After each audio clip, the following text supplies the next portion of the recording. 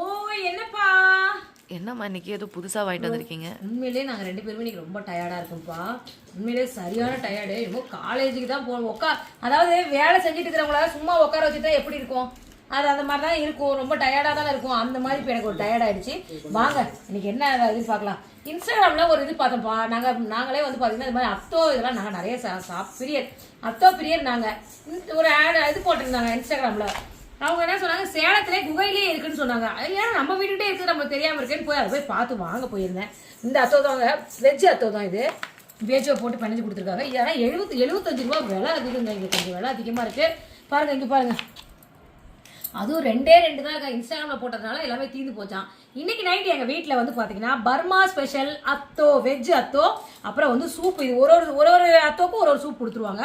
So இந்த அத்தோ தான் இன்னைக்கு எங்கள் வீட்டில் இருக்குது. உங்களுக்கு யார் யாருக்கு இந்த மாதிரி அத்தோ பிடிக்குன்னு கமெண்ட்ல சொல்லுங்க. வாங்க சாப்பிடலாம்.